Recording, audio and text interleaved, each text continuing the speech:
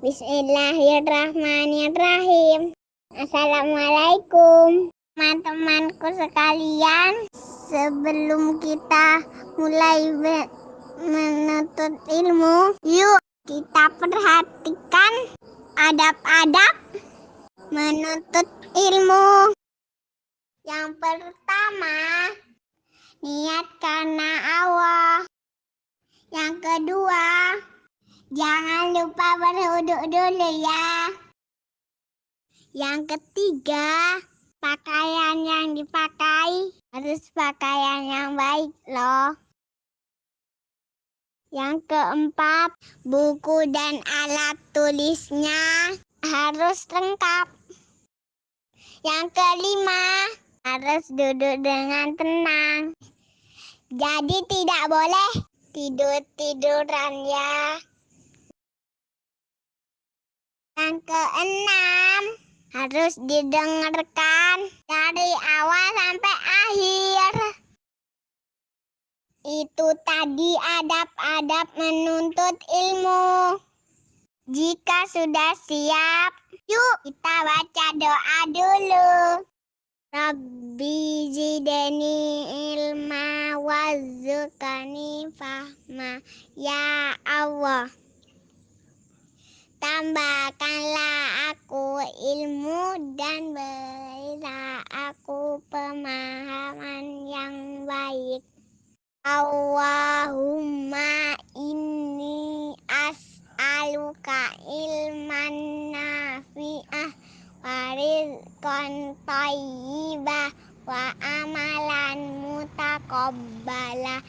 Ya Allah, sesungguhnya aku memohon kepadamu ilmu yang bermanfaat dan rizki yang baik dan amalan yang diterima.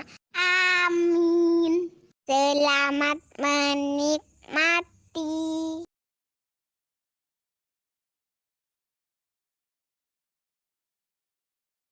Bismillahirrahmanirrahim. Assalamualaikum warahmatullahi wabarakatuh. Alhamdulillahi rabbil alamin. Wabihi nasta'in wa ala umuri dunya waddin. Assalatu wassalamu ala asyrafil anbiya'i wal mursalin Sayyidina Muhammadin wa ala alihi wa sahbihi ajma'in. Rabbi syrah li sadri wa yassir li amri wahlul 'uqdatam min lisani yafqahu qawli. Amin, amma ba'd. Alhamdulillah, apa kabar anak-anakku sekalian, santri kitab awal 2A? Alhamdulillah, saat ini kita masih diberi kesehatan oleh Allah, masih diberi rasa iman dan Islam yang bisa kita nikmati saat kita beribadah menyembah Allah Subhanahu wa Ta'ala. Salawat serta salam kita haturkan pada Nabi kita Muhammad Sallallahu Alaihi Wasallam yang telah mengajari kita banyak hal dan juga yang telah berkorban demi kita, yang mana kita tidak dapat membalas jasa-jasa beliau kepada kita. Baik, anak-anakku sekalian, di hari ini kita akan mulai kembali belajar. Jadi usahakan saat menonton video ini kalian sudah dalam keadaan tenang, sudah berwudu dan juga sudah berniat untuk menuntut ilmu lillahi ta'ala. Baik, kita mulai pelajaran hari ini dengan membaca basmalah. Bismillahirrahmanirrahim. Di pertemuan-pertemuan kemarin kita membahas tentang banyak sekali nikmat Allah yang mana Allah karuniakan untuk kita yang berupa tanaman biji-bijian dan juga tumbuh-tumbuhan lain. Jadi sebelum kita melanjutkan pembahasan, Ustazah ingin memurojaah kembali apa yang sudah pernah kita hafal di pertemuan yang lalu. Nah, tentang nikmat Allah yang berupa biji-bijian dan tumbuh-tumbuhan, Allah menyebutkan salah satunya di dalam surat An-Naba ayat 15. Ya, kita ulangi bersama-sama ya. Allah Subhanahu wa ta'ala berfirman tentang tumbuhan, linukhrija bihi habban wa nabata. Ya, kita ulangi lagi. Linukhrija bihi habban wa nabata. Sekali lagi. Linukhrija bihi habban wa nabata. Nah, artinya supaya dengannya kami dapat mengeluarkan biji-bijian dan tumbuh-tumbuhan. Nah, kemarin kita sudah membahas biji-bijian, terus buah-buahan. Nah, kemudian sekarang kita akan membahas tentang daun. Kita bahas sedikit saja, karena kalau misalnya kita bahas banyak, waktunya tidak cukup ya. Nah, tentang daun ini Allah ciptakan dengan fungsi yang sangat banyak sekali. Di antaranya daun ini bisa berfungsi untuk menyerap polusi udara. Nah, polusi itu adalah kotoran-kotoran yang ada di dalam udara. Nah, kotoran-kotoran ini apabila terhirup oleh manusia bisa menyebabkan sakit di bagian pernafasan. Jadi Allah menciptakan tumbuhan dengan banyak daun juga karena fungsinya bisa menyerap polusi udara, bisa menyerap kotoran-kotoran yang ada di udara. Nah, kemudian daun juga ada beberapa daun yang bisa kita makan. Nah, misalnya daun singkong. Ya, daun singkong itu bisa dibuat sayuran. Terus daun pepaya itu juga bisa dimakan atau bisa dibuat obat. Nah, terus lagi daun anggur seperti yang kemarin Ustazah jelaskan. Nah, itu juga bisa dimakan. Kemudian daun tin. Nah, daun tin itu juga bisa dibuat obat. Jadi terus ada daun-daun yang tidak kita makan, tapi kita gunakan untuk keperluan lain. Misalnya daun pisang. Nah, daun pisang itu bisa untuk bungkus jajanan ya. Bisa buat bungkus kue lemper, kue nagasari, yang begitu-begitu pakai daun pisang. Nah, kemudian ada lagi daun jati. Nah, daun jati itu bisa untuk bungkus makanan. Kalau orang zaman dulu, nah itu kan kalau zaman dulu mungkin belum ada kertas minyak atau bungkus plastik. Jadi kalau bungkus makanan itu pakai daun jati. Nah, kemudian daun kelapa. Nah, daun kelapa itu bisa dibuat untuk kupat. Nah, kalian kalau misalnya pernah lihat kupat, nah itu daunnya diambil dari daunnya pohon kelapa. Nah, jadi sama seperti Allah menciptakan biji-bijian dan buah-buahan, Allah juga menciptakan daun dengan banyak sekali manfaat yang bisa dinikmati oleh manusia. Nah, juga ada beberapa daun-daunan yang bisa biasanya digunakan untuk makanan hewan ternak. Dan juga sebelum Ustazah lupa, ini ada daun juga yang kita manfaatkan untuk minuman. Nah, yaitu daun teh. Nah, Jadi teh itu diambil daunnya.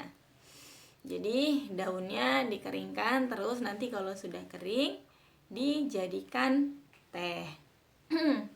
Nah, kemudian daun juga dijadikan perumpamaan oleh Allah Subhanahu wa taala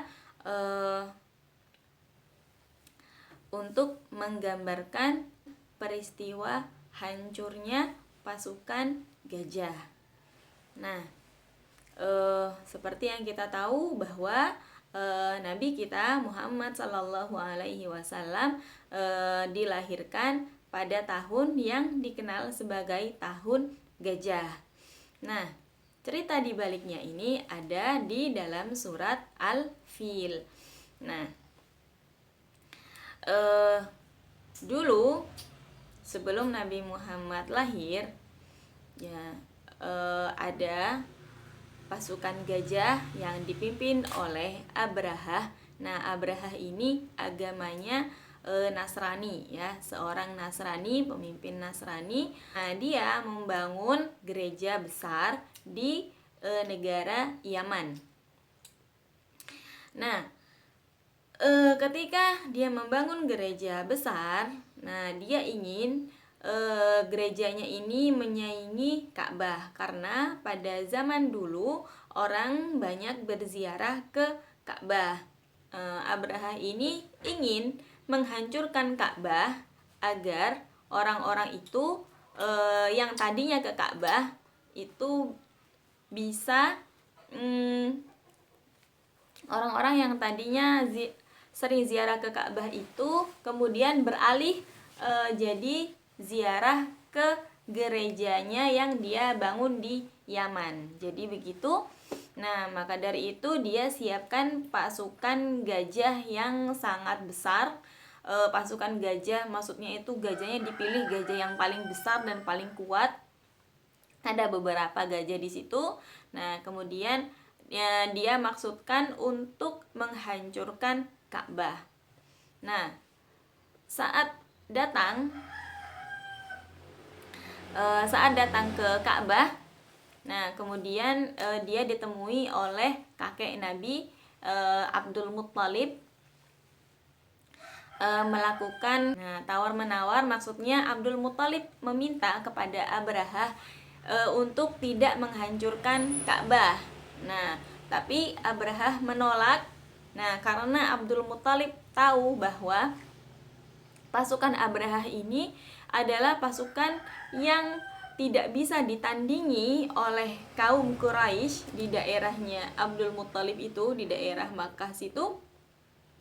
Dan akhirnya ketika pasukan itu mulai untuk menyerbu Ka'bah, orang-orang yang berada di sekitar Ka'bah, yaitu orang-orang Quraisy, mereka lari untuk menyelamatkan diri, karena mereka merasa kalaupun mereka melawan pasukan gajah ini, mereka tidak akan menang. Nah, ketika mereka bersembunyi, mereka melihat banyak sekali burung-burung yang membawa batu. Nah, membawa batu dan batu itu diluncurkan ke pasukan gajah yang dipimpin oleh Abrahah. Nah, setelah itu akhirnya mereka tidak bisa menghancurkan Ka'bah, dan malah pasukan gajah itu berantakan dan banyak sekali yang terluka. Dan dikisahkan bahwa Abrahah juga mati, tapi tidak langsung mati karena dia melarikan diri, tapi karena sudah terkena batu-batuan badannya jadi hancur tubuhnya, tapi perlahan-lahan tubuhnya hancur. Misalnya kayak kakinya dulu lepas, jarinya dulu lepas, tangannya dulu kayak gitu. Nah, jadi matinya itu nggak langsung kena batu terus mati. Nah, diceritakan di dalam tafsir yang Ustazah baca bahwa ketika terkena batu itu, orang-orang itu jadi anggota tubuhnya itu putus. Anggota tubuhnya itu seperti lepas gitu, seperti terpotong-potong. Jadi kena batu itu nggak langsung mati, tapi kayak lepas tangannya dulu, jarinya dulu, kakinya dulu, kayak gitu. Setelah seluruh anggota tubuhnya lepas-lepas sampai tinggal jantung yang berdetak itu, habis itu mati gitu. Jadi saat itu orang Quraisy menyaksikan bahwa Ka'bah itu diselamatkan oleh Allah dan dengan mengutus banyak burung yang melemparkan batu kepada pasukan gajah. Nah, kemudian Allah mengumpamakan pasukan tersebut, hancurnya pasukan tersebut seperti daun. Nah, ada di surat Al-Fil ayat ke-5, Allah berfirman, faja'alahum ka'asfim ma'kul.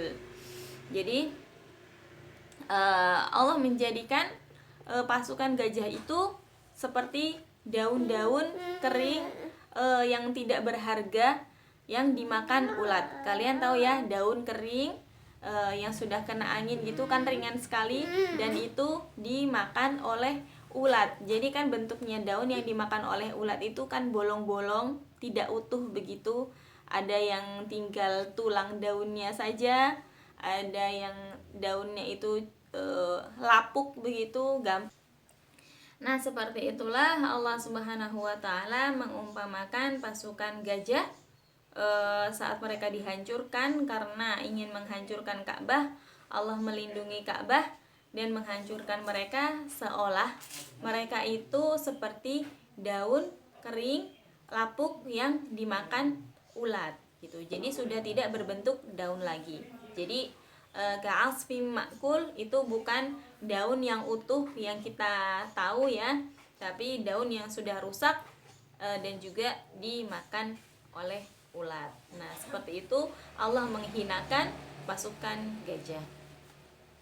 Perumpamaan yang difirmankan oleh Allah tentang hancurnya pasukan gajah, kita bisa mengambil pelajaran bahwa Allah bisa melakukan apapun yang Allah kehendaki.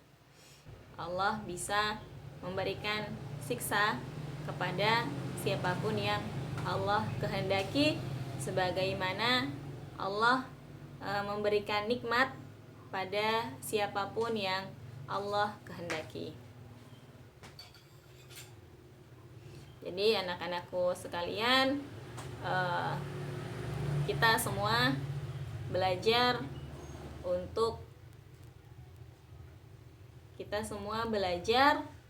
agar bisa beramal solih, yang mana dengan amal solih itu kita berharap untuk mendapatkan ridha Allah Subhanahu wa ta'ala.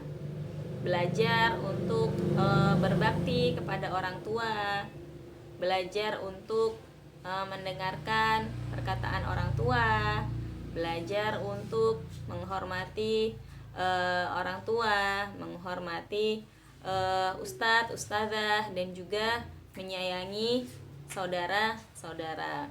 Nah, karena bisa jadi dengan apa yang kita lakukan, dengan amal solih yang kita lakukan, kita bisa mendapatkan ridha Allah Subhanahu wa ta'ala. Baik anak-anakku sekalian, kita tutup dulu majelis kita pada hari ini dengan membaca doa dan kemudian kafaratul majelis. Doa. Allahumma anfa'na bima 'allamtana wa 'allimna ma yanfa'una wa zidna ilma. Ya Allah, berilah kami manfaat dari apa yang telah Engkau ajarkan kepada kami, dan ajarilah kami apa yang baik bermanfaat bagi kami dan tambahilah kami ilmu. Amin. Subhanakallahumma wa bihamdika asyhadu an la ilaha illa anta astaghfiruka wa atubu ilaik. Wa sallallahu ala sayyidina Muhammadin wa ala alihi wa sahbihi wa sallam. Alhamdulillahi rabbil alamin. Wassalamu alaikum warahmatullahi wabarakatuh.